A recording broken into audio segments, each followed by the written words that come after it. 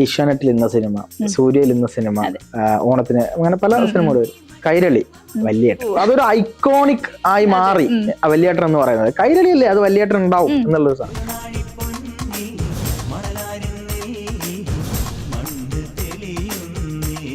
ആളുകൾ പരിഹസിച്ച് വല്യേട്ടൻ പിന്നെ കൈരളിയിൽ വല്യേട്ടൻ വരുന്നത് ഭയങ്കര താല്പര്യത്തോടെ കാണുന്ന ആൾക്കാരായി മാറി എന്നുള്ളത്. തറവാട്ടുകാരനവരായിട്ട് ഇറങ്ങിയ സിനിമകളിൽ ഏറ്റവും മുന്നിൽ നിൽക്കുന്ന സിനിമ ഏതാണെന്ന് ചോദിച്ചാൽ അത് വല്യേട്ടൻ തന്നെയാണ്.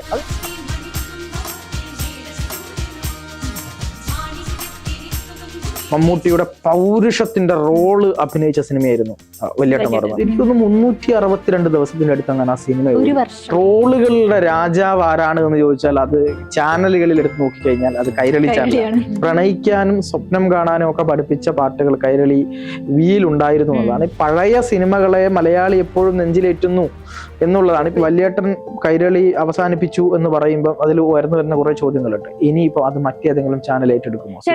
പലപ്പോഴും പല സമയങ്ങളിലും ഇൻസ്റ്റഗ്രാമിലും ഏത് സോഷ്യൽ മീഡിയയിലും നിറഞ്ഞു നിൽക്കുന്ന ഒരു ചാനലാണ് കൈരളി ചാനൽ. പാട്ടുകൾ കൊണ്ടാണെങ്കിലും തമിഴ് സിനിമ കൊണ്ടാണെങ്കിലും ഏത് സിനിമയാണെങ്കിലും ഏതിലും മുന്നിൽ നിൽക്കുന്നത് പല ചാനലുകളെക്കാളും അപേക്ഷിച്ച് നമ്മുടെ കൈരളിയാണ് ട്രോളുകൾക്കിടയിൽ മുമ്പിൽ നിൽക്കുന്നത്.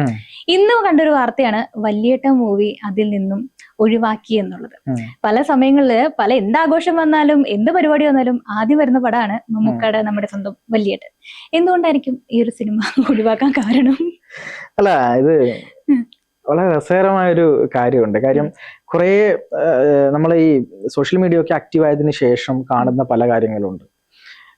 ഏഷ്യാനെറ്റിൽ ഇന്ന സിനിമ, സൂര്യയിൽ ഇന്ന സിനിമ, ഓണത്തിന് അങ്ങനെ പല സിനിമകൾ വരും. കൈരളി വല്യേട്ടൻ അതൊരു ഐക്കോണിക് ആയി മാറി. വല്യേട്ടൻ എന്ന് പറയുന്നത് കൈരളി അല്ലേ, അത് വല്യേട്ടൻ ഉണ്ടാവും എന്നുള്ളൊരു സാധനം. പിന്നീട് മലയാളി പരിഹസിച്ച് വെറുത്ത് ഒടുവിൽ എന്താ, ഇതിലൊരു ഡയലോഗ് പറയുന്നില്ലേ മമ്മൂട്ടിയുടെ സിനിമയിൽ, എനിക്ക് ഇഷ്ടമായി ശങ്കരൻകുട്ടിയെ ശങ്കരൻകുട്ടിയാണോ ഇഷ്ടമായി എന്ന് പറയുന്നുണ്ട്.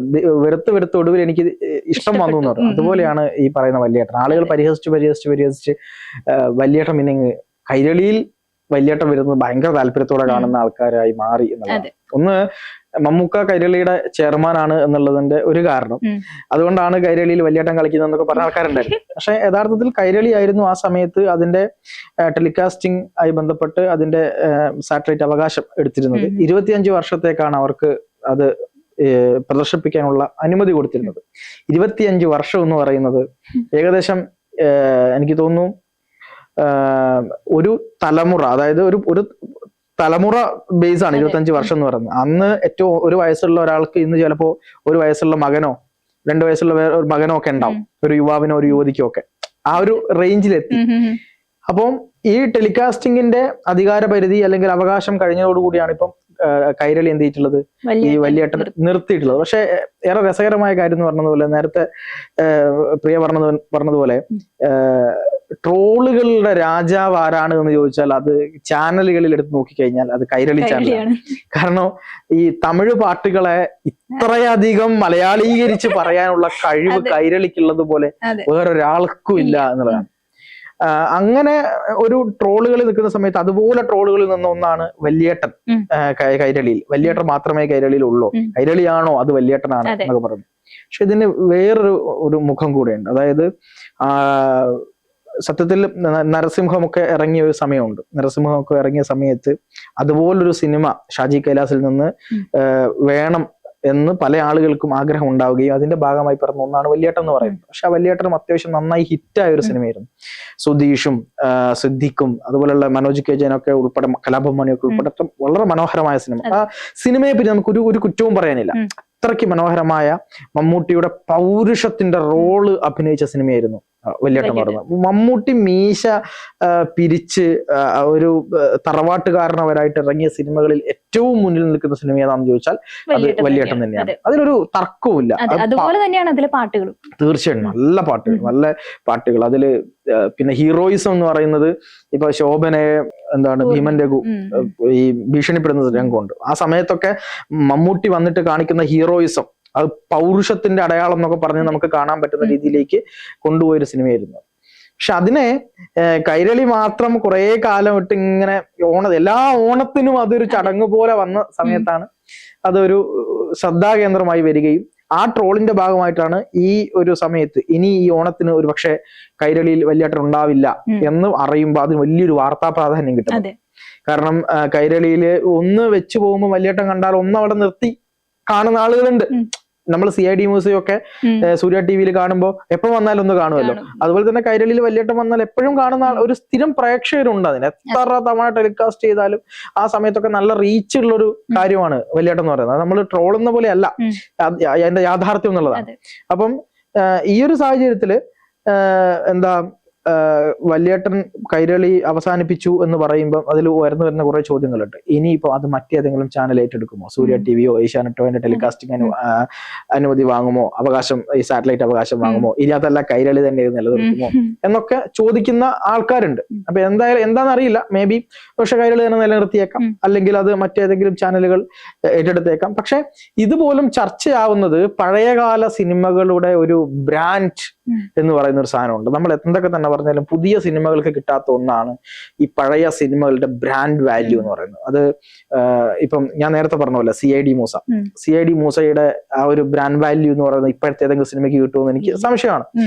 വല്യേട്ടൻ, നരസിംഹം, അതുപോലെ തന്നെ പിന്നെ നമ്മുടെ രാവണപ്രഭുവിന്റെ മുമ്പുണ്ടായിരുന്ന എന്തായിരുന്നു, ദേവാസുരം, അതിലിടയ്ക്ക് മറക്കാൻ പാടില്ലാത്ത ഇതാണ് ദേവാസുരം. അതുപോലത്തെ സിനിമകളൊക്കെ, ആറാം തമ്പുരാൻ പോലത്തെ സിനിമകള്, പിന്നെ മമ്മൂക്കയുടെ ദുബായ് എന്ന് പറയുന്ന ഒരു സിനിമ കണ്ടിട്ടുണ്ടോന്ന് അറിയില്ല, ഭയങ്കരമായിട്ടുള്ള ആളുകൾക്ക് ത്രസിപ്പിക്കുന്ന സിനിമകളായിരുന്നു. അങ്ങനെ പല വിധങ്ങളിലുള്ള പഴയ സിനിമകളെ മലയാളി എപ്പോഴും നെഞ്ചിലേറ്റുന്നു എന്നുള്ളതാണ്. ഇപ്പൊ ഏതെങ്കിലും ഒരു സിനിമ, ഇപ്പൊ ഞാൻ പറയാം, അതായത് അഞ്ഞൂറാൻ കുടുംബം പറയുന്ന ആ സിനിമയില്ലേ, ഗോഡ് ഫാദർ, ആ സിനിമ നമുക്ക് സങ്കല്പിക്കാൻ പറ്റുമോ? ആ ഒരു സിനിമ എത്രയാണ് ഓടിയത്? എനിക്കൊന്ന് 362 ദിവസത്തിന്റെ അടുത്ത് അങ്ങനെ ആ സിനിമ, ഒരു വർഷം, അന്നത്തെ കാലത്ത്. ഇന്ന് തിയേറ്ററുകൾ മുക്കിന് തിയേറ്ററുകളായി. നമുക്ക് വണ്ടി എടുത്ത് ഏത് സമയത്ത് വേണേലും പോവാം. സെക്കൻഡ് ഷോ മാത്രമല്ല, അന്നൊരു സെക്കൻഡ് ഷോ എന്ന് പറഞ്ഞാൽ രാത്രിയിലോ സെക്കൻഡ് ഷോ, അതും പേടിച്ചൊക്കെയാണ് ആൾക്കാർ പോവുക. ഇന്ന് 4-5 ഷോകളാണ്, മനസ്സിലായില്ലേ? അങ്ങനെയൊക്കെയുള്ള സമയത്ത് പോലും ഒരു വർഷം ആ സിനിമ ഓടി എന്ന് പറയുന്നത് നമ്മൾ ആലോചിച്ചു എത്രമാത്രം. ഇന്ന് ഏതെങ്കിലും ഒരു സിനിമ അങ്ങനെ പറ്റുമോ? ഇന്ന് എത്ര നല്ല 2 ആഴ്ച, അത് എത്ര നല്ല സിനിമയാണെങ്കിലും ഒരു 2 ആഴ്ച മാത്രമേ സിനിമ ഓടുന്നുള്ളൂ എന്നുള്ളതാണ്. പക്ഷെ ഗോഡ് ഫാദർ ഇന്നും സിനിമയിൽ TV വന്നാൽ ജെൻസി ആയിക്കോട്ടെ, പഴയ തലമുറ ആയിക്കോട്ടെ, ഇനി ഈ 80-ന് അപ്പുറത്തേക്കുള്ള 70-60 കാലഘട്ടങ്ങളിലെ ആൾക്കാരായിക്കോട്ടെ, അവരെല്ലാവരും ഇരുന്ന് കാണുന്നു. അതാണ് അതിന്റെ ഒരു പ്രത്യേകത.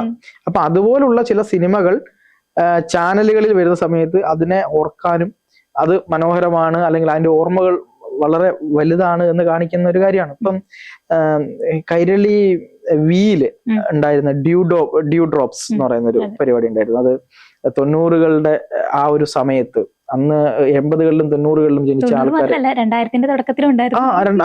ഞാൻ പറഞ്ഞത് ആ സമയത്ത് ജനിച്ച ആൾക്കാരുടെ വൈകുന്നേരങ്ങൾ വന്നു കഴിഞ്ഞാൽ വൈകുന്നേരങ്ങൾ മനോഹരമാക്കിയ, അവരുടെ പ്രണയവും സ്വപ്നവും ഒക്കെ അത്രമേൽ സുന്ദരമാക്കിയ ഒന്നാണ് ഡ്യൂ ഡ്രോപ്സ് എന്ന് പറയുന്നത്. അത് കാണാൻ വേണ്ടിയിട്ട് സ്കൂൾ വിട്ട് ബാഗ് ചാടി വേഗം വന്ന് കൈരളി വി ഓൺ ആക്കിയിരിക്കും.